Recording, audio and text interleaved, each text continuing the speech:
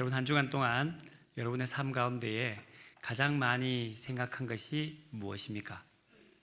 어떤 생각이 여러분의 삶을 사로잡고 사셨습니까? 아무 생각이 없이 사셨습니까? 사순절 기간은 예수님을 깊이 생각하는 시간들입니다. 지난주 말씀을 나누었던 것처럼 사탄이 생각에 빠져오게 되고 그 생각에 빠지면 사탄이 우리의 마음에 사로잡듯이 바꾸어 설명하면 예수 그리스도의 생각을 많이 하게 되면 우리의 마음에 예수 그리스도의 마음으로 채워지게 될 줄 믿습니다. 우리 2026년 사순절을 지나는 우리 모든 성도들이 예수님의 생각을 많이 함으로 말미암아 예수님의 마음이 충만히 임하는 역사가 여러분 모두에게 있기를 주님의 이름으로 축원합니다. 어느 집사님이 신앙생활을 하게 되었습니다. 교회 다니고 신앙생활을 하는데 좀 마음이 어려운 문제가 있었습니다. 무엇이었냐면 분명 내가 구원받았다고는 생각되어지는데 내가 교회 생활을 하고 내가 신앙생활을 하다 보니까 구원에 대한 확신이 없는 겁니다. 분명 구원받은 백성인데 내가 삶을 살아가다 보니까 정말 내가 구원받은 백성인가 하는 그런 의심이 생겨나게 된 거죠. 그래서 어떻게 할까라고 생각을 하다가 존경하는 자기의 멘토라고 생각하는 장로님께 가서 상담을 요청하고 상담을 받았습니다. 장로님, 제가 신앙생활을 오랫동안 했는데요, 교회 생활을 하다 보니까 내가 정말 구원받은 사람인지 아닌지 잘 모르겠어요. 어떻게 하면 좋을까요? 라고 이야기를 했습니다. 그랬더니 장로님이 갑자기 정색을 하시면서 그에게 책망을 하는 겁니다. 집사님은 세례를 받으셨습니까? 네, 세례 받았지요. 세례 받을 때 무엇이라고 고백했습니까? 나는 우리 주 예수 그리스도를 믿습니다 라고 고백했습니다. 믿으면 구원받은 거지 왜 그런 구원이 확신이 없습니까? 세례 받았으면 하나님의 자녀가 된 겁니다. 아무리 죄를 많이 지어도 어떤 일이 있단다 할지라도 그 구원은 변치 않습니다. 확신을 가지세요 라고 이야기하시면서 지금부터 이제 어떤 죄를 짓더라도 나는 구원받았다, 난 축복받았다 라고 확신을 가지고 살아가기 바랍니다. 그러니까 이제 그 확신을 받았으니 주일 나가서 감사헌금 하십시오 라고 이야기했다고 합니다. 감사합니다. 1부 예배 때는 아무도 안 웃었어. 2부 예배 때는 특별히 보고 했는데 제 농담입니다. 이거는 어쨌든 그 장로님이 그렇게 그 집사님에게 이야기했다는 겁니다. 여러분 생각하시기에는 이 장로님이 집사님에게 상담을 잘한 것 같습니까? 잘하지 못한 것 같습니까? 우리도 신앙생활 하다 보면 이렇게 애매할 때가 있습니다. 분명 우리가 말씀을 통해서 설교를 통해서 우리가 듣습니다. 믿으면 의롭게 됩니다. 구원받습니다. 그러니 우리는 모두가 세례를 받게 되죠. 그래서 우리는 구원받은 백성입니다. 그런데 삶을 살아가다 보면 교회 생활을 하고 신앙생활을 하고 성도로 살아가다 보면 내 마음속에 이런 마음이 생깁니다. 내가 진짜 예수 믿는가? 내가 정말 성도인가 하는 사람, 내가 구원을 받은 것인가 하는 생각이 들 때가 있습니다. 오늘 본문에도 보면 이렇게 말씀하지요. 항상 복종하여 두렵고 떨림으로 너희 구원을 이루라 라고 말씀해 주고 있습니다. 분명 구원받았는데 그 구원받았다고 생각되어지는데 그런데 오늘 사도 바울의 말씀을 따르면 너희가 두렵고 떨림으로 하나님의 구원을 이루라고 하니까 조금 고민이 되게 됩니다. 구원을 이루다라는 이 표현은 사실 우리에게 익숙하진 않습니다. 구원을 설명할 때에 사실은 한 가지로만 설명할 수는 없습니다. 말씀을 읽어보면 크게 세 가지의 단계에 세 가지의 부분에 구원이 있습니다. 첫 번째는 무엇이냐면 하나님을 믿음으로 말미암아 우리가 의롭게 된다는 칭의, 그것이 구원의 첫 번째입니다. 두 번째는 무엇이냐면 날마다 그 구원의 모습을 통하여서 우리가 예수 그리스도의 모습을 닮아가는 구원, 성화의 모습이 있습니다. 교단마다 조금 그 강조점이 다릅니다. 장로교회는 이신칭의, 믿음으로 구원받습니다라는 그것이 조금 더 강조되고 있다면 감리교회에는 성화, 우리가 이러이러한 것을 통하여 점점 예수 그리스도를 닮아가야 됩니다라는 성화의 구원이 조금 더 초점을 맞추고 있습니다. 그리고 마지막 우리가 죽고 난 뒤에 예수 그리스도의 몸으로 덧입혀지는 영화의 단계가 있습니다. 구원은 이렇게 크게 과거, 현재, 미래의 단계로 있게 되는데요. 이 부분에 대해서는 조금 더 말씀 뒤에 자세히 살펴보려고 합니다. 그런데 이 구원을 이루어가는 이 성화, 이미 구원을 이루었습니다라는 거 말고 구원을 이루어가는 이 성화는 어디에서 이루어지냐면 우리가 살고 있는 현장 속에서 그 성화가 이루어집니다. 책을 한 권 소개하겠는데요. 레리 오스본이라는 목사님이 쓴 바벨론에서 그리스도인으로 살기라는 책이 있습니다. 이 오스본 목사님은, 레리 목사님은 이 부분을 어디에 쓰냐면 다니엘서를 강의하면서 다니엘의 이야기를 하면서 바벨론에서 그리스도인으로 살기라는 책을 적었습니다.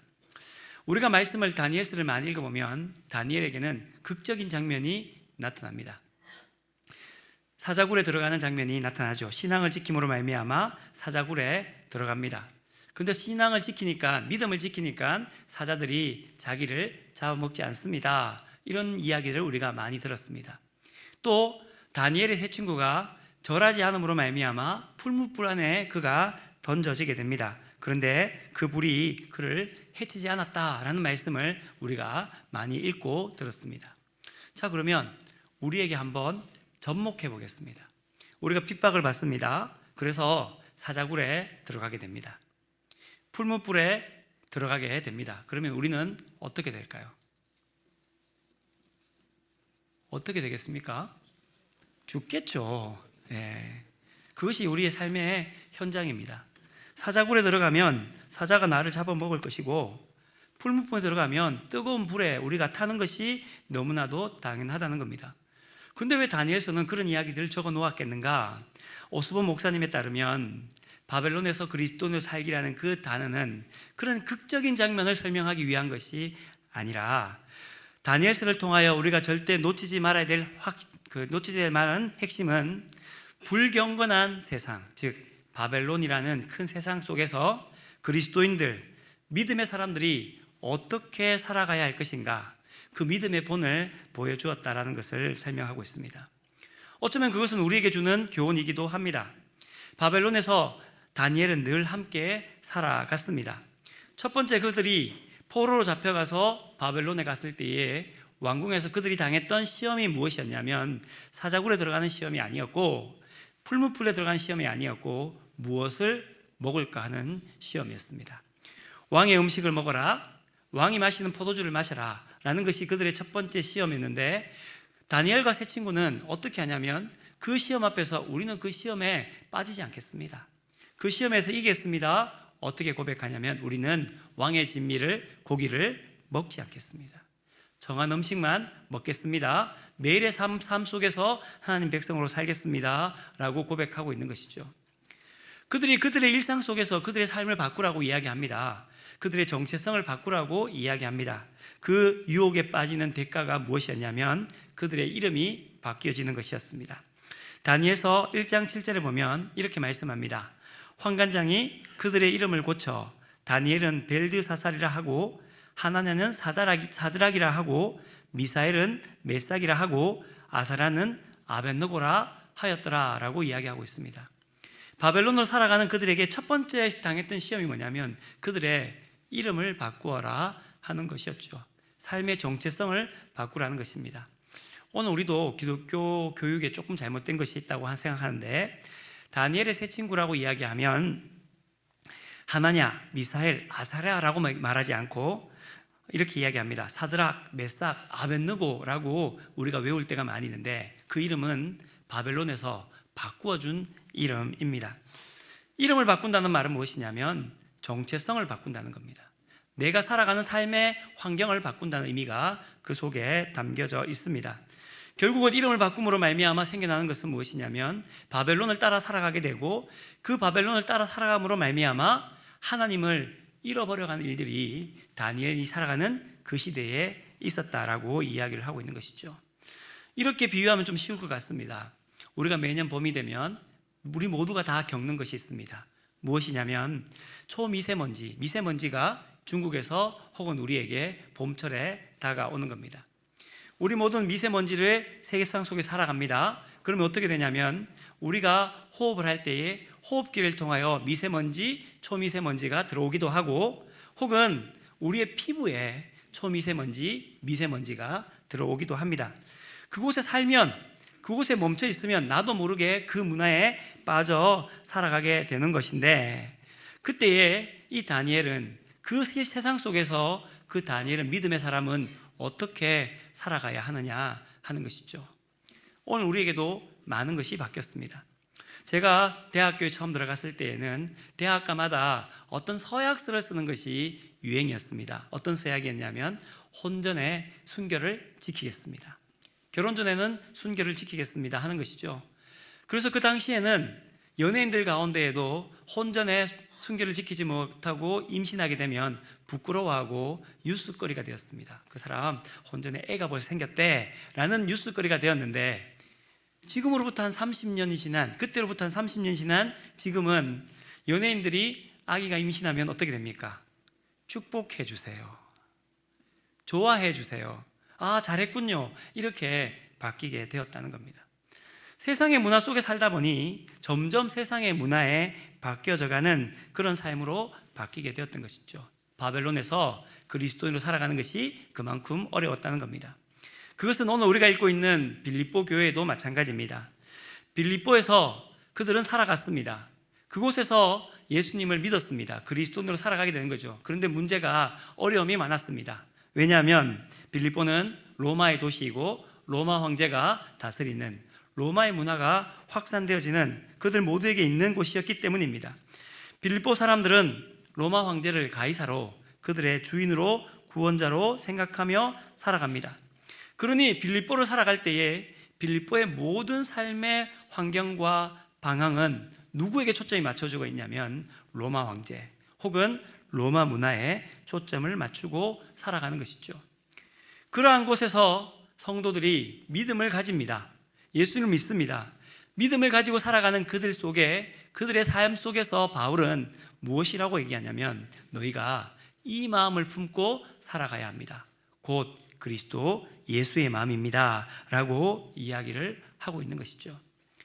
우리가 읽었던 지난주의 말씀 빌립보서 2장 5절 말씀에 너희 안에 이 마음을 품으라 곧 그리스도 예수의 마음이니 라는 것은 사도 바울이 성도로 살아갈 때에, 빌립보에서 성도로 살아갈 때 너희들은 예수 그리스도의 마음을 품고 살아가야 합니다 라는 것을 말씀합니다. 또 하나 조금 더 설명해 보면 이렇게 이야기할 수도 있습니다. 빌립보에 살아가는 성도들아, 너희가 그리스도인으로 살아간다고 하는데 너희 마음에 무엇이 있느냐? 로마 황제의 마음이냐? 아니면 그리스도 예수의 마음이냐? 너희 마음에 가이사의 마음이 있느냐? 아니면 예수 그리스도의 마음이 있느냐라고 그들에게 묻고 있고, 그 물음에 답하기를 원하시는 것이라고 할 수 있죠. 우리가 세상을 살아가다 보면 어떨 때에 예수 그리스도의 성도로 살아간다라고 이야기하지만 그 예수 그리스도의 성도로서 세상에 많은 것을 내어주며 살아갈 때가 있습니다. 그때 우리의 마음에 무엇이 있습니까? 예수 그리스도의 마음이 아니라 세상의 마음이 우리의 마음속에 있는 것이죠. 세상 속을 살아가는 가운데에 세상의 풍조를 따르고 공중권세를 잡은 자를 따라 살아가는 것이 우리의 삶에 얼마나 편한지 모릅니다. 이 땅을 살아가는 가운데 여러분에게 질문해 보십시오. 신앙을 지키고 살아가는 것이 쉽습니까? 신앙보다는 세상의 가치를 따라 살아가는 것이 쉽습니까? 당연히 세상을 따라 살아가는 것이 쉽고 예수님의 마음을 품고 복음에 합당하게 살아가는 것이 훨씬 더 어려운 일인 것을 우리가 알고 있죠. 그래서 오늘 본문 말씀에 사도 바울이 이렇게 말합니다.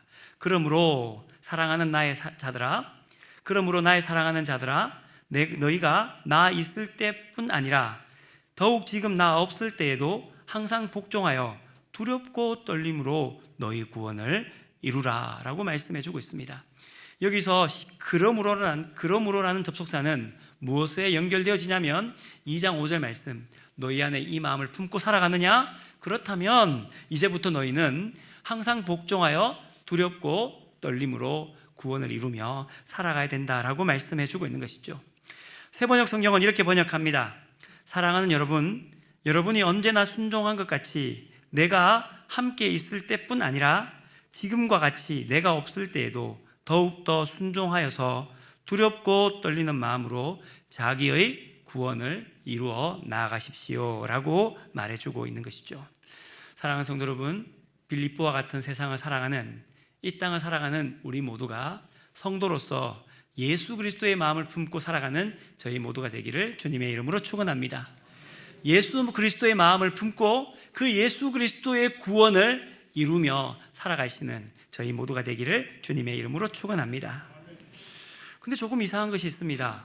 그러면 빌립보 교인들은 구원을 이루지 못한 겁니까?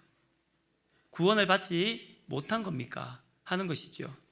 하지만 성경을 읽어보면 빌립보 교인들은 이미 복음에 참여하고 있었다는 것을 알 수가 있습니다.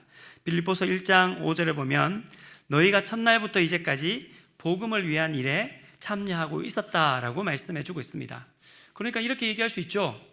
빌립보 편지, 빌립보서의 편지를 읽는 그 말씀을 듣는 사람들은 모두가 다 복음에 참여하고 있는 빌립보 교인들이었다는 겁니다.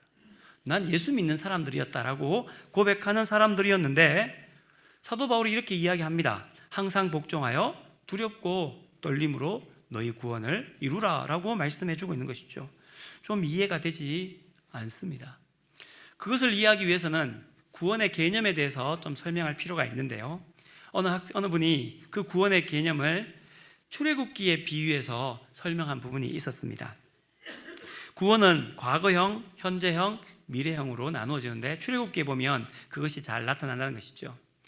첫 번째, 이스라엘 백성들이 노예였다가 자유민으로 탈출을 합니다. 그들이 첫 번째 했던 일은 무엇이냐면, 첫 번째 경험했던 일은 그들이 유월절 어린 양을 잡고 그 피를 문설주에 바를 때에 하나님의 구원이 그들을 넘어가게 되었다. 그래서 유월절을 지키게 되었지요. 그래서 그들은 그때부터 출애굽, 애굽 땅에서의 노예의 생활에서 벗어나 이제 하나님의 백성으로 시작하게 됩니다. 그 시작할 때에 그들이 첫 번째 경험했던 것이 홍해를 건너는 것이었습니다. 마치 우리가 예수님 믿습니다 라고 고백하면 세례받고 혹은 어떤 곳은 침례받듯이 그들이 물속에 빠졌다가 다시금 나아감으로 말미암아 새로운 삶을 시작하게 되는 것이죠. 그들이 구원받았으니 바로 가나안 땅, 하나님의 땅으로 가는 것이 아니었습니다. 그들은 어디로 가냐면 광야로 나아갑니다. 광야에서 훈련을 받습니다. 구원받은 백성으로서의 삶을 그들이 습득하게 되는 것이죠. 광야에서 시내산에서 하나님의 계명을 받습니다. 훈련을 받습니다. 그리고는 그들은 40년 동안 광야를 다니면서 하나님이 우리를 인도하시고 지키시고 우리의 삶의 주인인 것을 그들이 삶 가운데서 배우게 됩니다. 매일 아침마다 하나님 주시는 만나를 얻습니다. 광야에서는 물이 없습니다. 하나님이 물을 주셔야 물을 얻을 수가 있습니다. 구름기둥과 불기둥을 바라보면서 그들이 움직여갈 때에 구름기둥이 움직여야 자기들도 움직이는 것을 40년 동안 배우게 됩니다. 불기둥이 멈춰서야 자기들도 멈춰서는 것을 그들은 40년 동안 배우게 되는 것이죠. 그래서 그 광야를 통하여서 그들이 구원받은 사람으로서의 삶을, 품격을, 자격을 갖추게 되는 겁니다. 그리고 난 뒤에 그 광야의 훈련이 끝나고 나면 그들이 요단강을 건너서 가나안 땅으로 들어가게 되는 것이죠. 장차 얻을 영화의 모습으로 우리가 바뀌게 되는 것을 보게 됩니다. 그렇게 본다면 구원은 이미 얻은 것입니다. 그러나 또한 구원은 아직 이루어지지 않은 것입니다. 그것을 신학적으로는 이렇게 말합니다. 이미, already, 그러나 아직까지 아닌 이 두 가지의 긴장관계 속에서 살아가게 되는 거죠. 우리가 구원의 탁월한 경험을 했습니다. 예수 그리스도의 은혜를 받았습니다. 그렇다고 해서 우리 안에 있는 그 악한 죄성과 악습을 다 버리지는 못합니다. 아마 우리가 죽을 때까지 죄성은 우리 마음속에 남아있을 것이고, 바벨론에 살아가는 다니엘처럼, 빌립보를 살아가는 빌립보 성도처럼 오늘 이 땅을 살아가는 모든 성도들은 끊임없이 우는 사자와 같이 달려드는 사탄의 시험과 또한 유혹하는 사탄의 미혹 속에서 빠짐으로 말미암아 우리는 여전히 그 둘 사이에서 긴장관계에서 살아가는 인생일 수밖에 없는 것을 우리가 압니다. 조금만 집중하지 않으면 우리의 마음이 예수 그리스도의 마음이 아니라 세상의 마음으로 채워감으로 말미암아 우리가 교회 생활하고 신앙생활하지만 그것이 우리의 삶이 하나님이 아닌 세상적으로 점점 더 바뀌어져가는 그 위험 속에 빠져 있는 것이 우리의 모습이기도 합니다. 그래서 사도 바울은 이렇게 이야기하는 겁니다. 항상 복종하여 두렵고 떨림으로 너희 구원을 이루라 라고 말합니다. 이 두렵다라는 포보스라는 단어, 또한 떨린다는 트루무라는 이 단어 둘 다가 무엇과 연결되어지냐면 하나님을 경외하다, 하나님 앞에 두렵다라는 말과 동의합니다. 그러니까 두렵고 떨림으로 너희 구원을 이루라는 말씀은 너희가 항상 하나님 앞에 있는 마음으로, 즉 예수 그리스도의 마음을 품는 자로서 구원을 이루며 살아가라 라고 이야기를 하고 있는 것이죠. 왜 우리는 구원을 이루며 살아가야 됩니까? 그 이유에 대해서 13절에 이렇게 말씀합니다. 너희 안에서 행하시는 이는 하나님이시니 자기의 기쁘신 뜻을 위하여 너희에게 소원을 두고 행하게 하신다라고 말씀해 주고 있습니다. 오늘 우리가 읽은 본문을 보면 12절과 13절에 연결되고 있는데요, 헬라어 원어 성경에 보면 번역되지 않은 하나의 단어가 있습니다. 12절과 13절 사이에 번역되지 않은 단어가 가르라는 단어입니다. 가르라는 단어는 어떤 단어냐면 왜냐하면 이라는 단어입니다. 그러니까 이렇게 번역할 수 있습니다. 항상 복종하여 두렵고 떨림으로 구원을 이루십시오. 왜냐하면 너희 안에서 행하시는 이가 하나님이시기 때문입니다. 왜냐하면 자기의 기쁘신 뜻을 위하여 너희에게 소원을 두고 행하기를 원하시기 때문입니다 라고 말합니다. 왜 우리가 예수 그리스도의 마음을 품고 항상 두렵고 떨림으로 구원을 이루며 살아가야 되냐면, 첫 번째는 우리 안에서 행하시는 이가 하나님이시기 때문에 그렇습니다. 내가 예수 그리스도의 마음을 품지 않습니까? 예수 그리스도의 마음을 품으면 내가 그 마음대로 따라 살아갈 수밖에 없습니다. 하나님이 역사한 대로 따라 살아갈 수밖에 없는 거죠. 그러니 우리 스스로가 그 하나님의 역사하심을 따라서 점점 구원을 이루며 살아가는 백성이 되어야 합니다. 두 번째는 하나님께서 우리에게 기대가 있다는 겁니다. 자기의 기쁘신 뜻을 위하여 너희에게 소원을 두셨다라고 말씀해 주고 있습니다.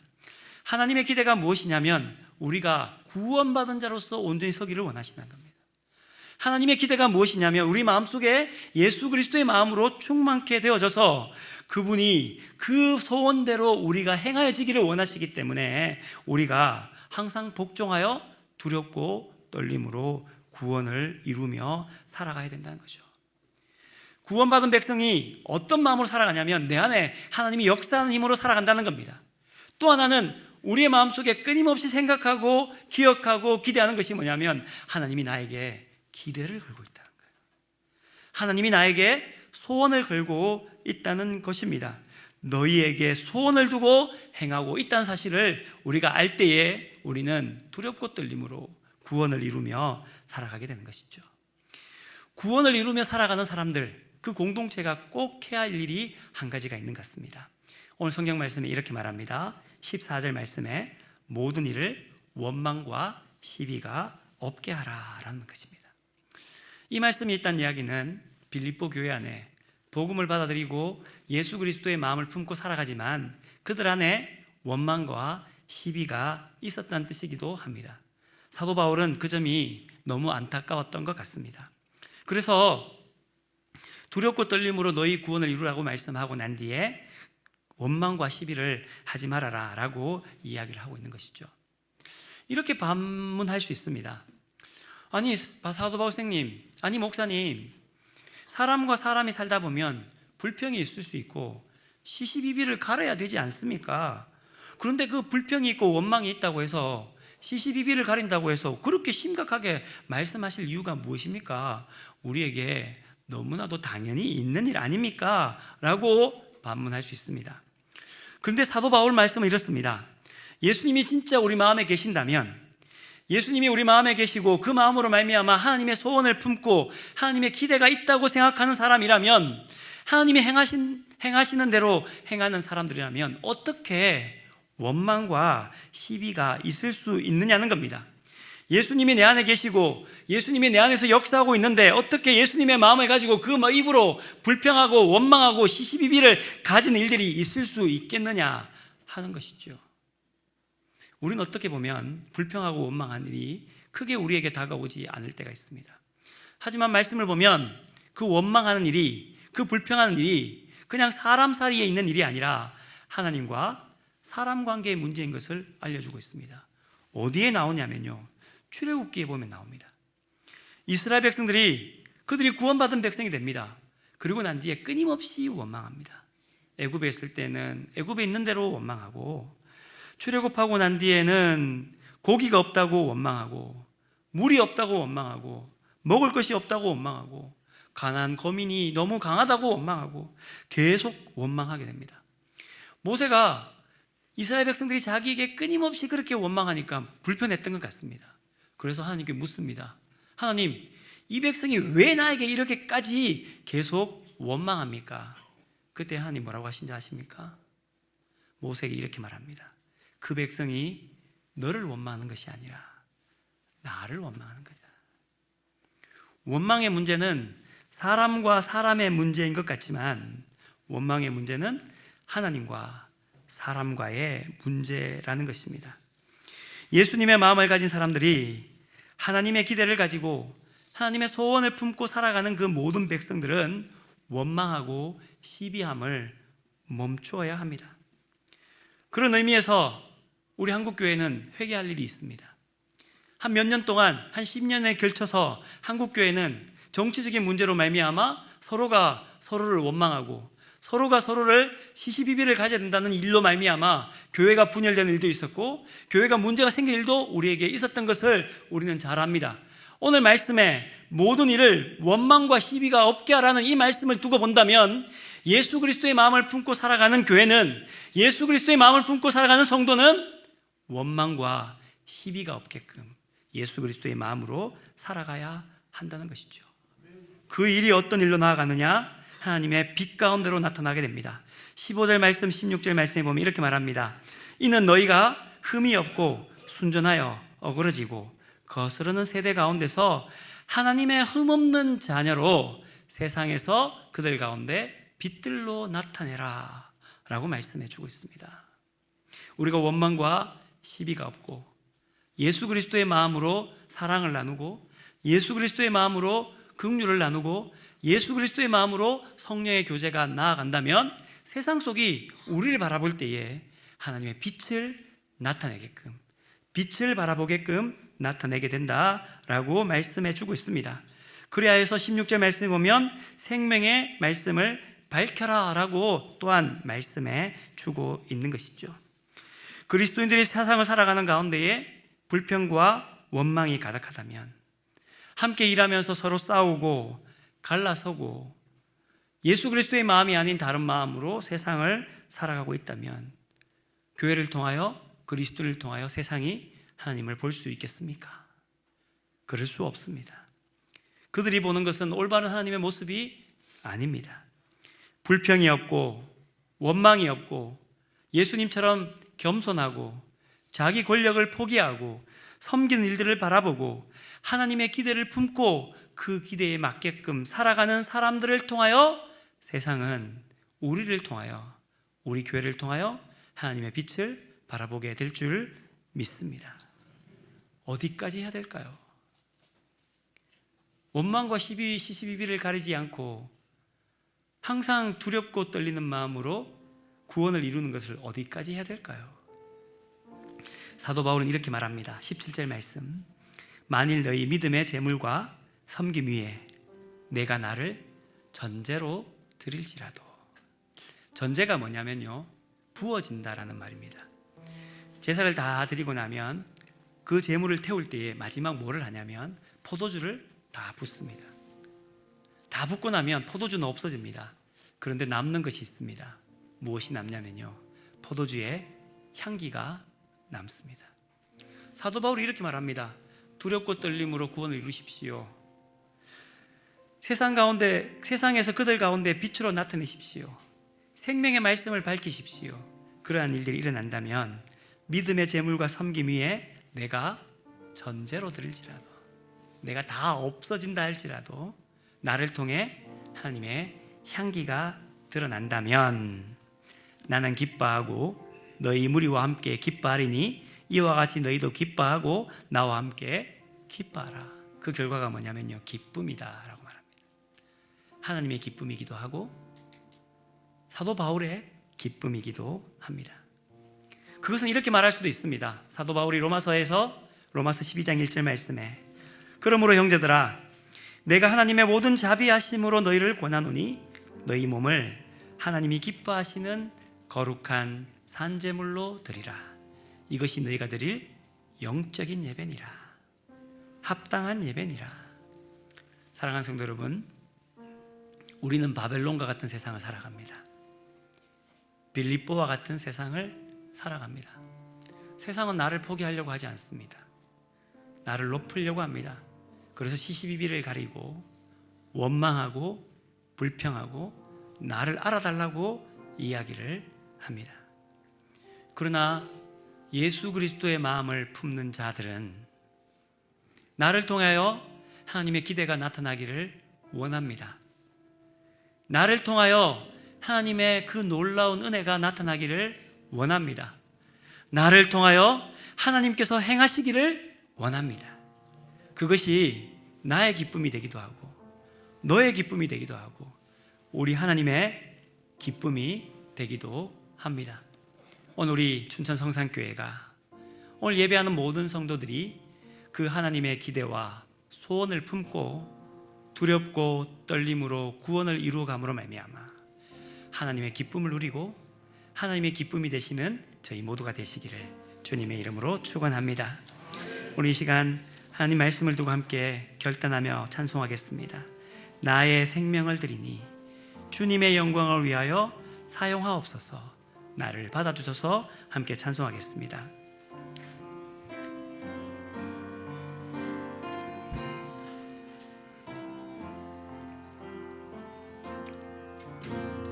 나의 모습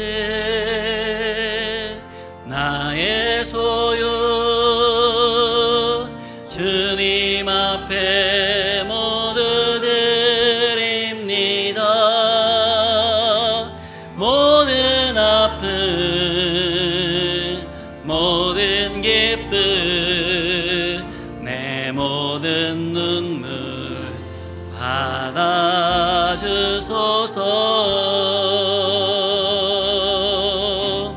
나의 생명을 드리니 주 영광 위하여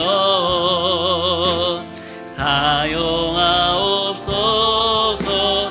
내가 사는 날 동안에 주 영광 향하며 기쁨의 재물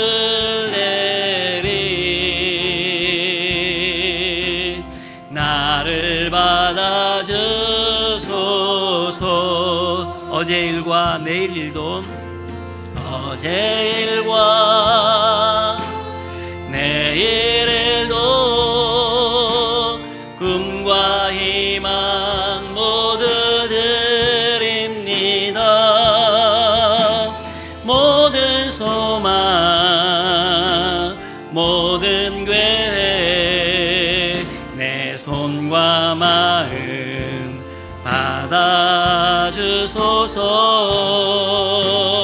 받아주소서.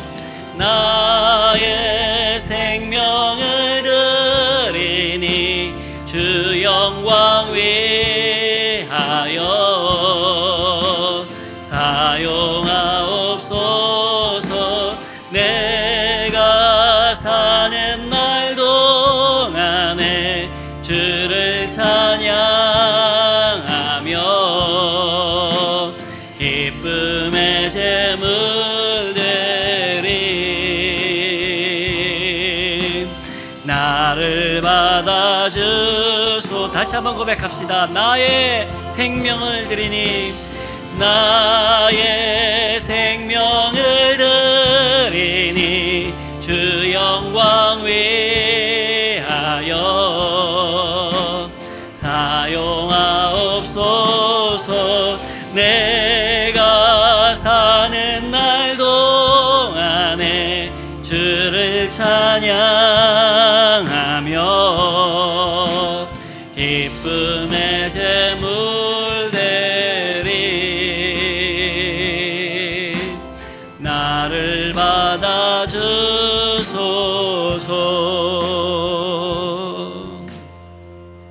하나님 아버지 감사합니다. 죽을 수밖에 없는 죄인이었는데 예수 그리스도의 십자가의 보혈의 은혜로 구원해 주시니 감사를 드립니다. 또한 구원받은 자들이 하나님의 기대가 있고 너희를 통해 이루고자 하는 하나님의 뜻이 있다는 것을 깨닫게 하시니 또한 감사를 드립니다.